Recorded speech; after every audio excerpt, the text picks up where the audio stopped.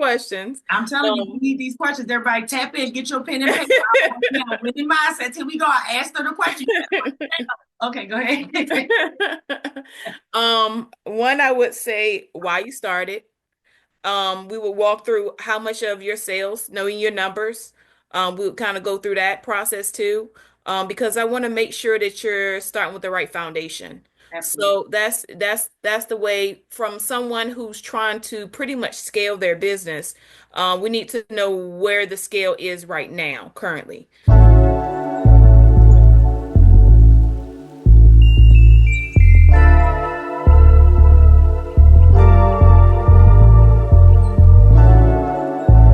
Well, hello there, Flawless family, and welcome back to episode 18. Yes, I can. This is my favorite number too. Woo, woo, woo, woo. Yes. Coming up on spring, and we are still strongly in the daggone wonderful, most amazing month of the year after Black History. It's gotta be Women's History Month, okay?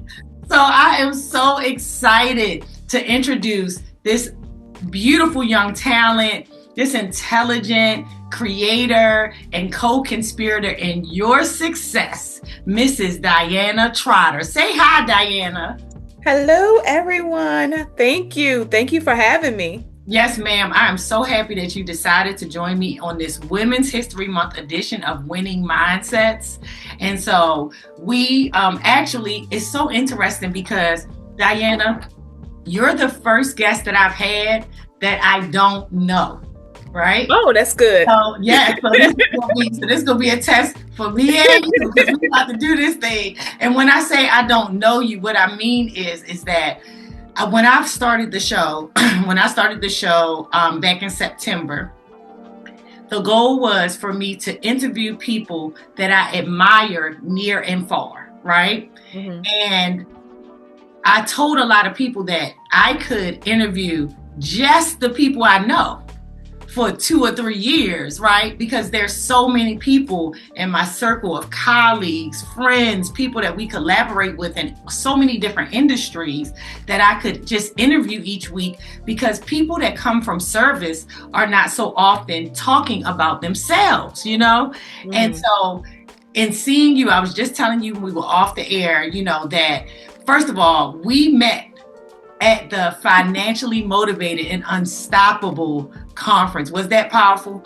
It was very powerful. Oh my God. Very powerful. It was incredible.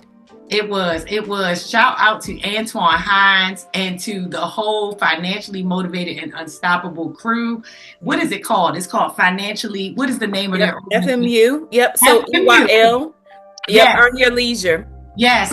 Now Earn Your Leisure was there too. Mm-hmm. Earn Your Leisure was there too, and they capped off the day like dessert on top of a sundae, right?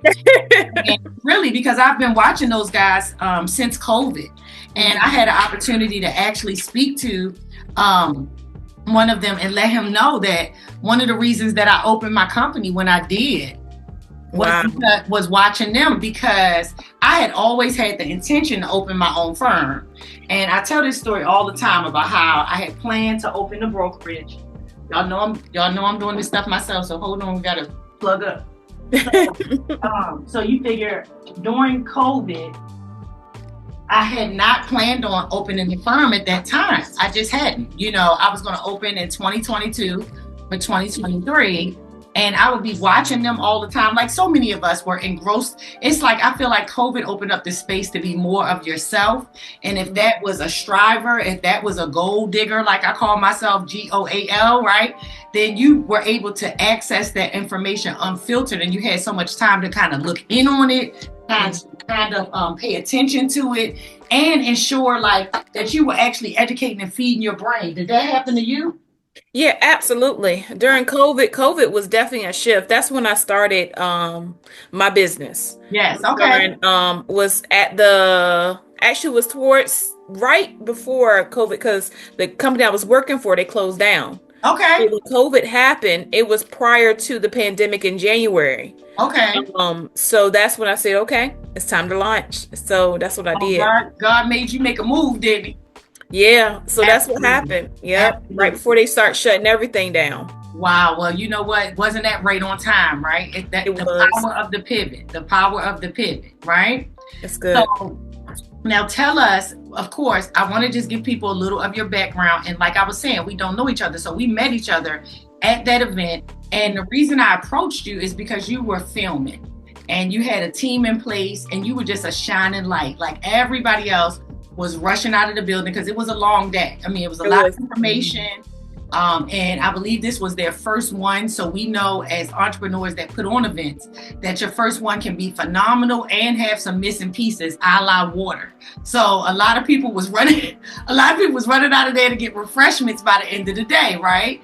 Because the only refreshments they really had on hand were the food trucks outside, right? And then you had the refreshments that were inside, but if that's sugary or you're not really completely vegan, it didn't really apply. And then nobody wanted to be sitting in there eating a burger. So kind of like at the end, everybody was rushing out, but you said, no, me and my team, we're going to do some filming before we leave out of here. And so I approached you, we started talking, and you told me a little bit about yourself and your business.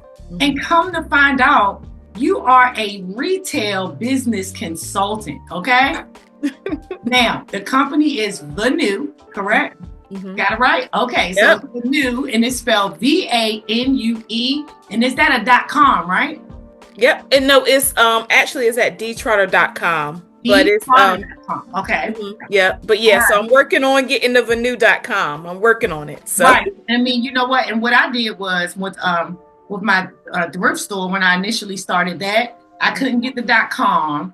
And I opened under another, ending point. And then as soon as it popped up, I was able to purchase it. I did it for about, let me tell you something, advice. If you get a domain, go ahead and do the 2 to 3 years if you can.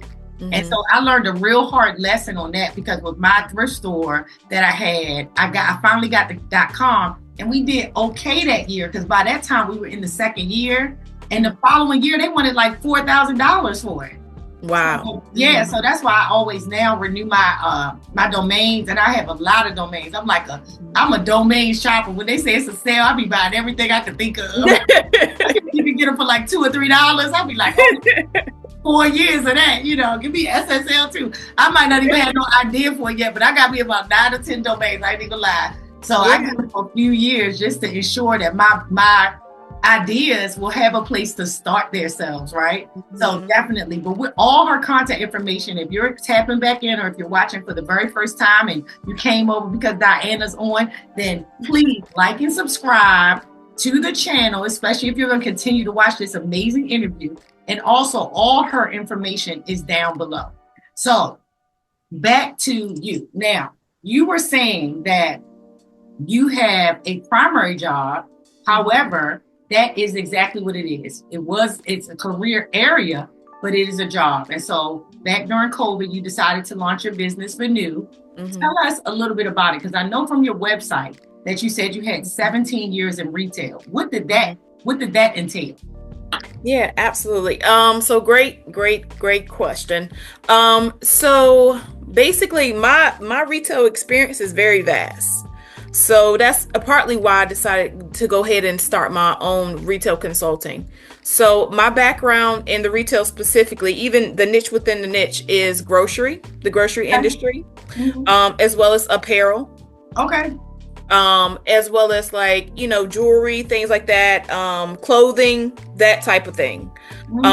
So handbags, shoes, things like that too. So that's been kind of like my field of within retail specifically. And I've also worked with like small businesses. So but right now this probably needs to be updated, but it's been since probably about 20 years or so.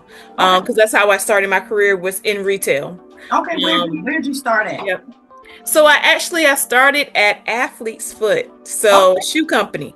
Yeah. I know, don't be saying it like that. Yep. Athlete's Foot. Yeah, it's like Foot Locker, because they don't have it everywhere. But it's not from Baltimore. Athlete's Foot. Yep. That's the only place to me, really. City Trends, Shoe City, and Athlete's Foot. Those was the drops. I mean, Foot Locker was around, but those were the stores that you could count on to have the hottest and the more unique sneakers. Foot Locker always had what everybody had, right? Okay. And Athlete's Foot and Shoe City were the ones that would have the different sneakers, the sneakers that you couldn't get nowhere else. So listen, let me tell you something. I am in sales. You know, I own this real estate firm. However, I started in retail too.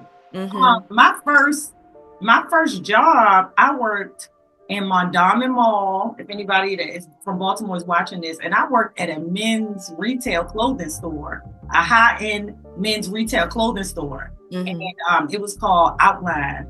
And I worked there. Sounds familiar. Yep, I worked there. And it was one of those places where it was a great start in retail. Okay. And I wanted that job so bad because my very first actual real job was I used to work at Ocean City Fries. Right. And I was working there, you know, I'm 15 and I'm working at Ocean City Fries, but when you get off, you smell like fries. You know, you have to catch the bus and, you know, we're trying to catch the bus, you know. Smell like food, yep. Right, but period. I wasn't trying to catch the bus, period. So I kept walking past Outline and I would see, you know, it was all the pretty girls that worked there and all the guys that would go in there. So I went over to the owner and I'm like, I want a job here. And he was like, well, you can get a job. How old are you? And I told him how old I was. He said, when you turn 16, you can come back. I'm talking about the week of my 16th birthday.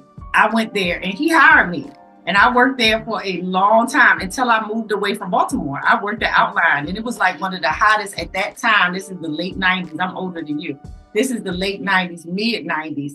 This was like the hottest store if you had bread, you know, in the cities for guys. So we had all the leather and all of that kind of stuff. So I never looked bad or negatively back on my retail past because I worked at Merry-Go-Round.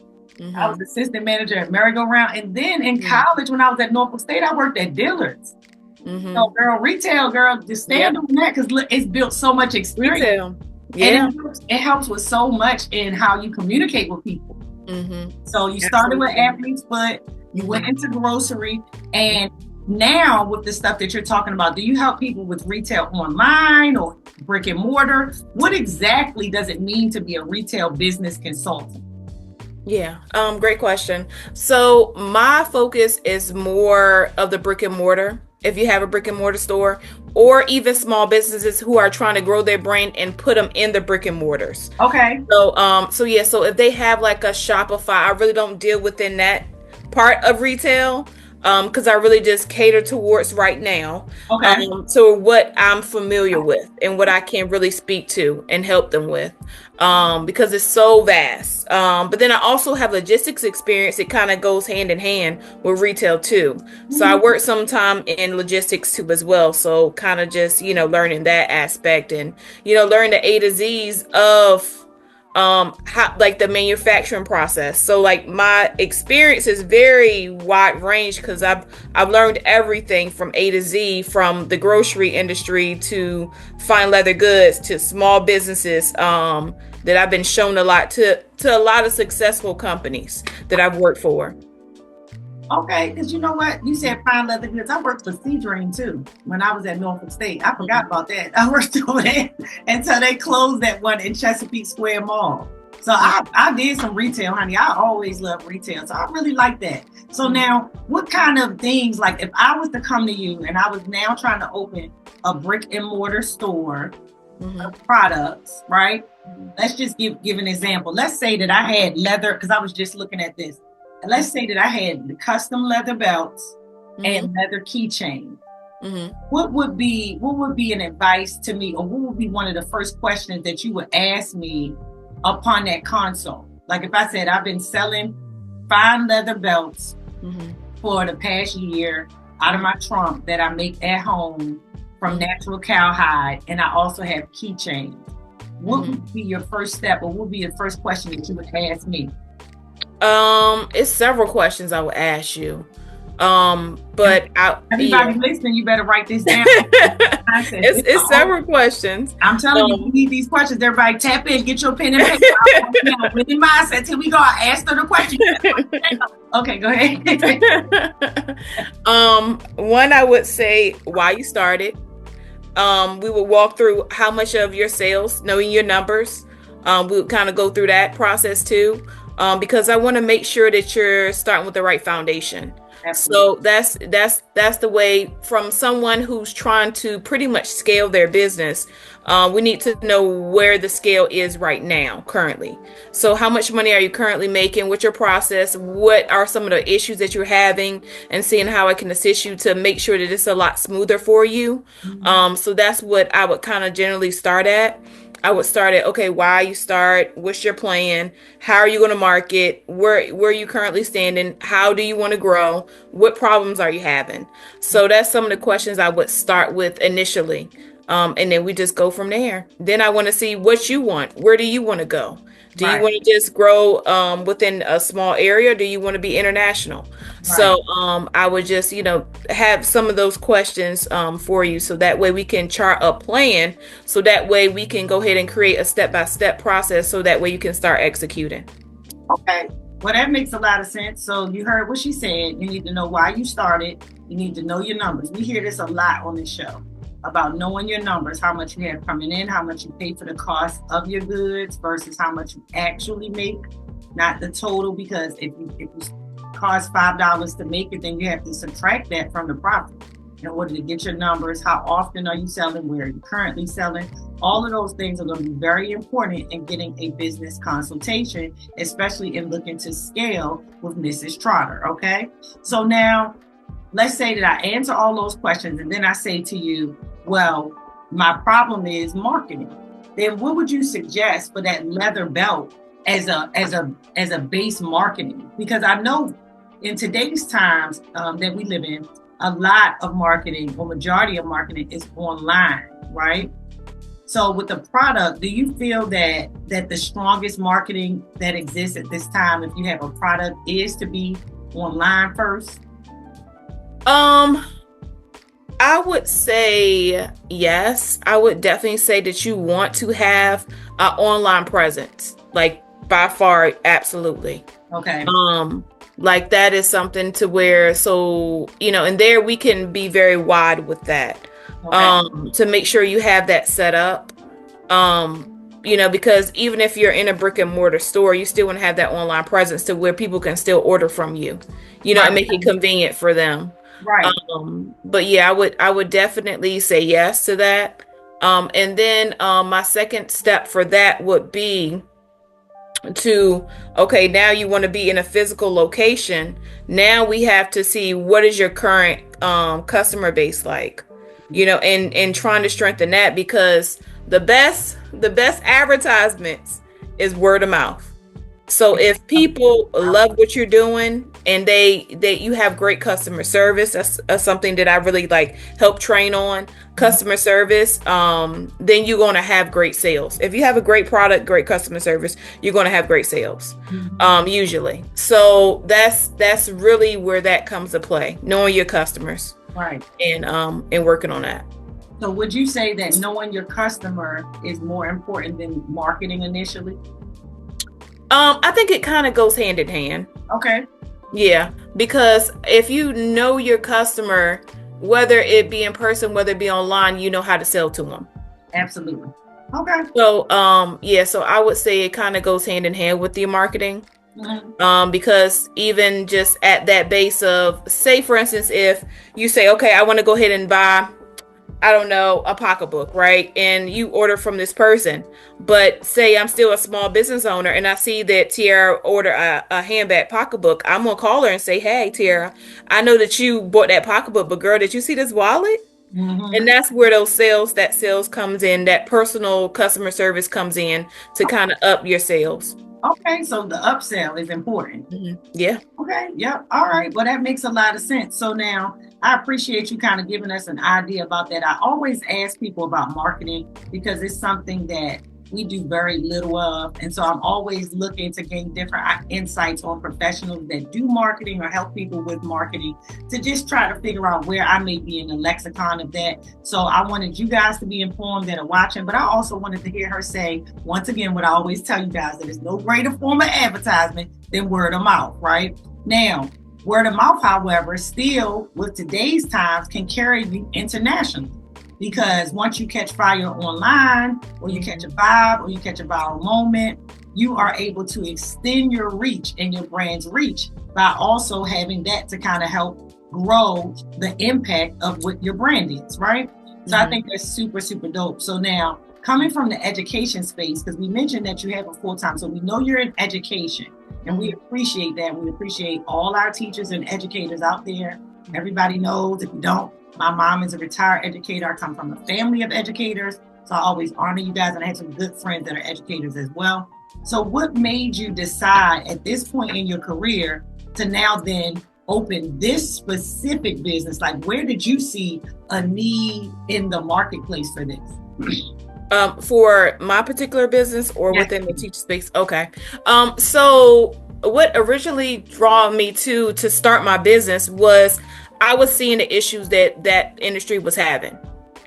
And I was in a position to where they weren't really listening to whatever suggestions I had. And and there are a lot of times they were behind the 8 ball as far as things they could have pivoted quicker if they had somebody who was able to advise them.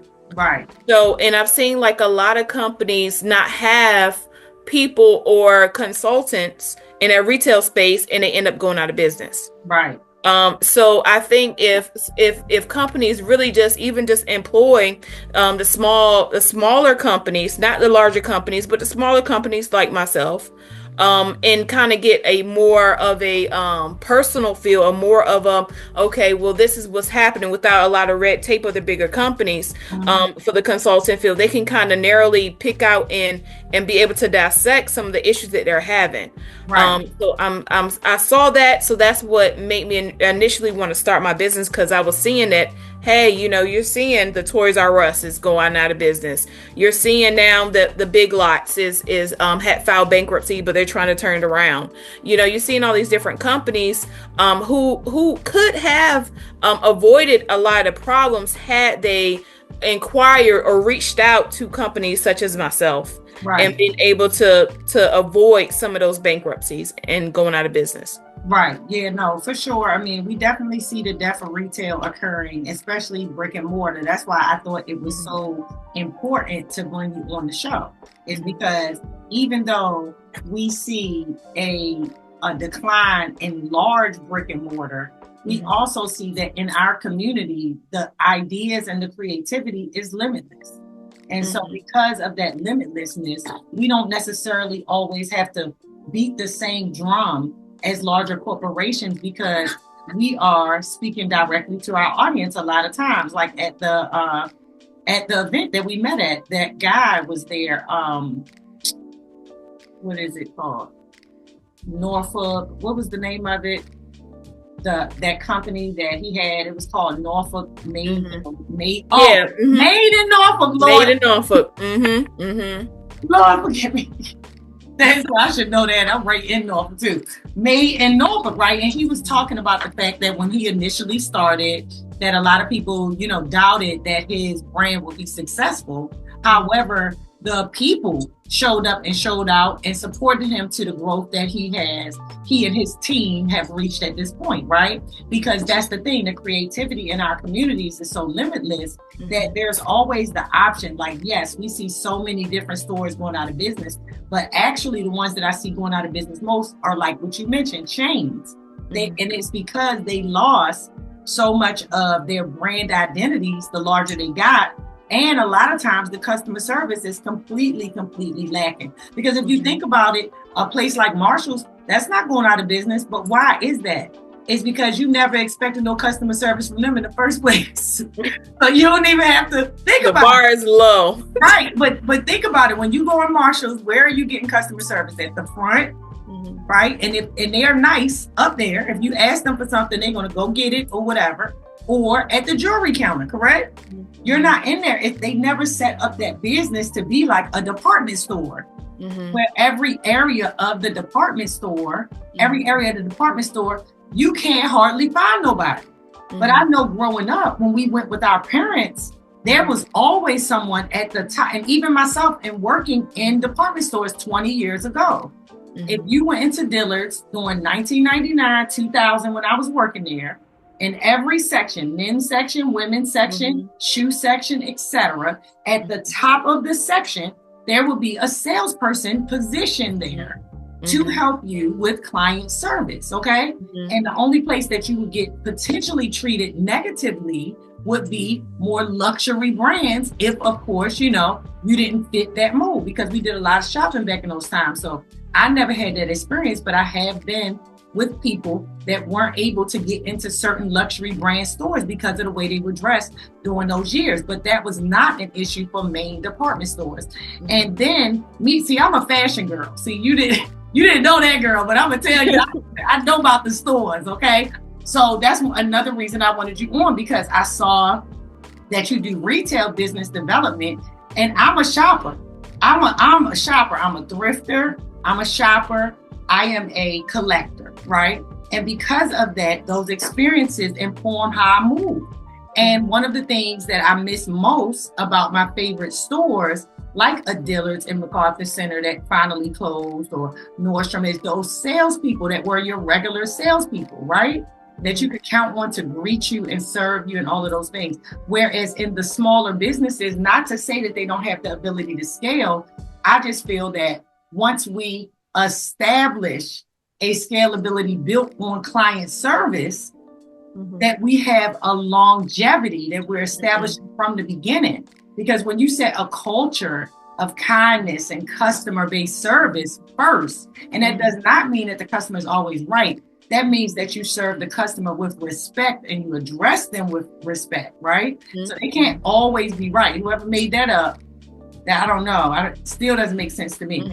But I definitely understand that. So what do you think about that? Absolutely. I would say with customer service, usually if you have, in those bigger stores, if you have a sales problem, it's because you have a customer service problem. Because a lot of times when you go into even just not just the larger stores, but also the small stores too, they'll say, oh, well, we're just having sales problem. But my first thing is, okay, what's your customer service? Because to be honest with you, customer service is one of the top things to, even when you go into the restaurant, even if the food isn't that great, you're going to go and pay just based on the customer service alone. Right. Like, I'm going to go ahead and patronize because these people make sure that I was valued, and they know me and they understand the customer. So it's like, okay, well, the food was okay, but because the customer service was so great, I want to go back. Even like some of the high-end restaurants, like one restaurant I went to in Virginia Beach, like the customer service was top tier. Right. And this was like a really great restaurant, but, I'm just like, the food was okay. Right. But I'll go back just because the customer service. No, I definitely understand that. I mean, I definitely know there is one lady in particular. She's very well known in our area, and she originally had retail boutiques. And the things that she had in the store weren't necessarily my style or my price level as far as quality, right? But I promise you, from the moment we met, every time that I would be in that mall where she had that stuff, and I did have an extra $20 or $30 to throw on some little something, or like when my middle girl or my oldest girl started growing to be teenagers, I always went and patronized her boutique, because she not only had amazing customer service, remember everyone's name, she trained her staff. So even if she wasn't there, as soon as you walk into the store, they'd be like, just ready to serve you, ready to, pull stuff out, immediately start pulling clothes for you. Like, they would do all of that stuff. And to this day, like, I really honor and respect her for being like a consummate salesperson, right? Because she knew how to make you feel valued. And even if you had no intention, I bought bathing suits I would never have worn. Just to support her, because she was so kind, and because she always made you feel like, oh, okay, this is a place worth shopping.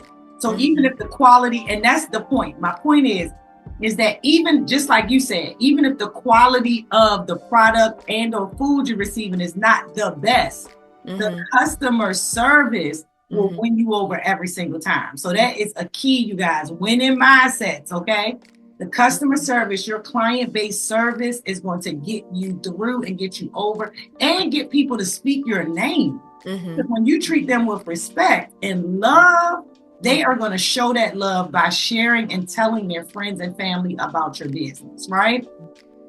So now you had also mentioned at the beginning that before we got on, started talking on live on the interview, you said that the name of your company had a special significance. So please share with us now what VANUE means.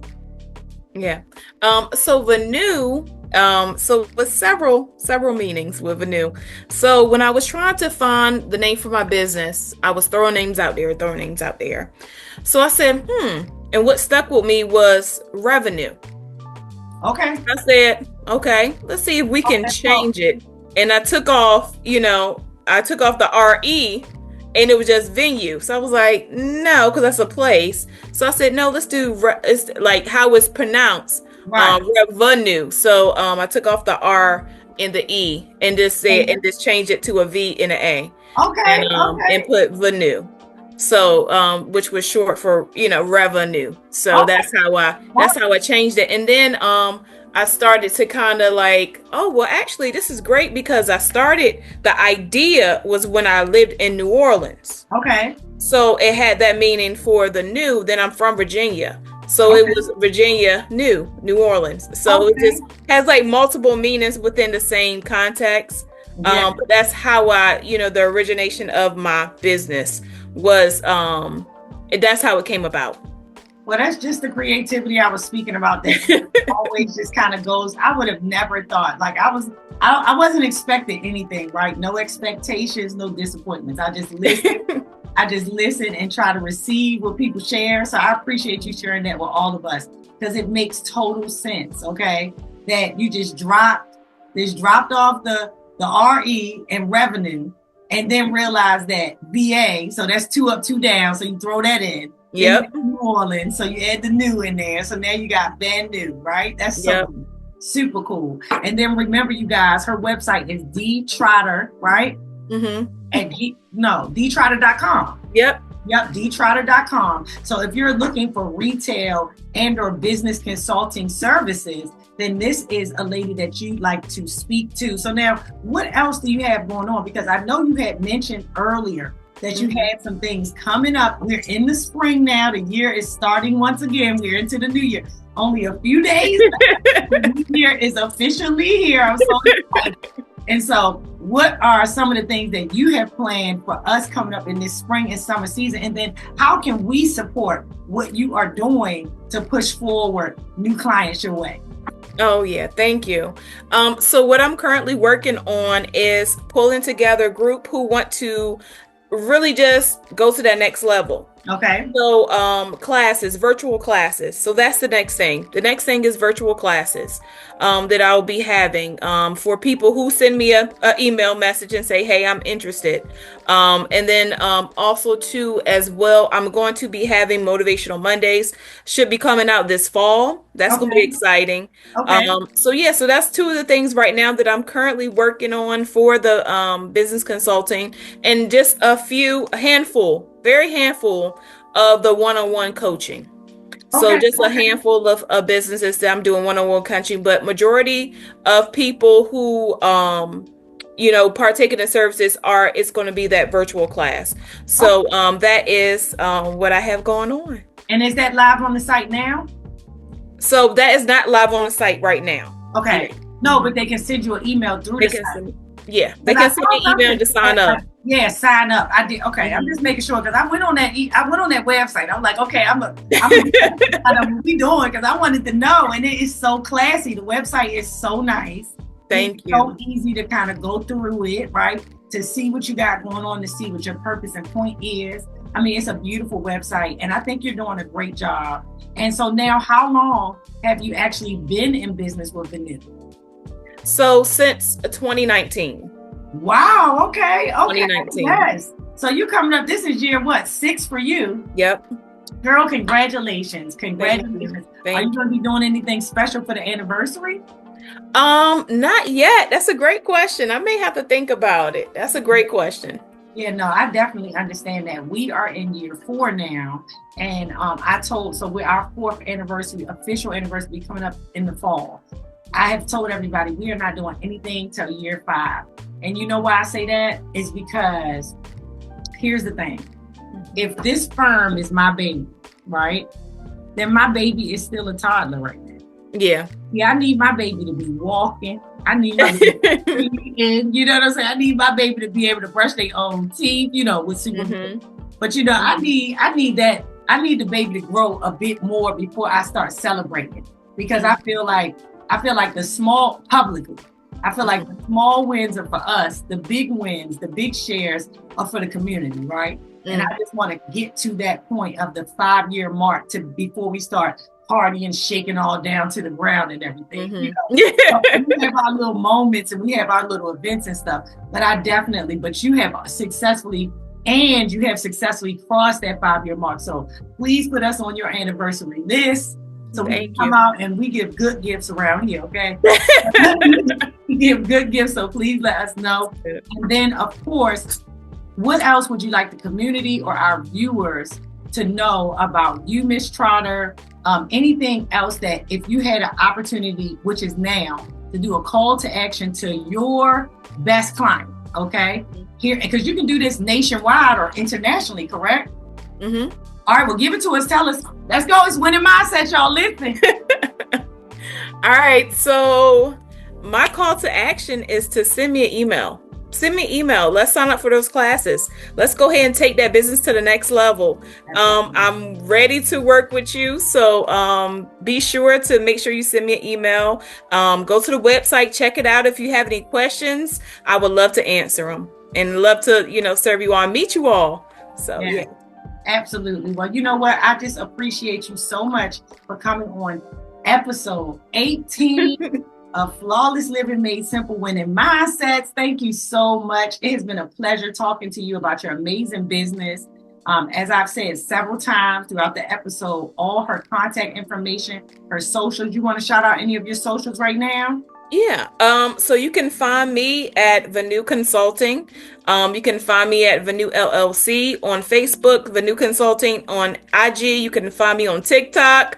I also started a YouTube channel. Okay. So you can also find me. Yes. So on the YouTube channel, you can see all like the little great information about different retailers. So I'm talking about how you should be, displaying your items, quick sales, things like that too. Right. That is very helpful things on the YouTube. So it's VANUE LLC on YouTube. And that's merchandising and support that you're talking about. So you help with all of that merchandising, scaling into a brick and mortar, marketing, every aspect of helping a small business to scale to larger, right? Yeah. That is awesome. And what an amazing courage you have to go forth and do this. And you have a lot of your speaking events and your stats, because they want to see the stats on the website.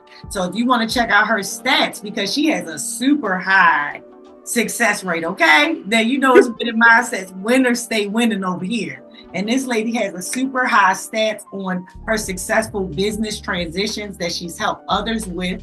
She is very well known here in our Hampton Roads area. And we are just happy to do whatever we can to continue pushing forward your goals to grow VANUE for all of those who can use your services. So thank you so much for joining us. Thank you. You guys for watching, liking, and subscribing. I hope you have a most amazing, blessed, and wonderful week. I will see you guys soon. Flawless Living Made Simple. Bye.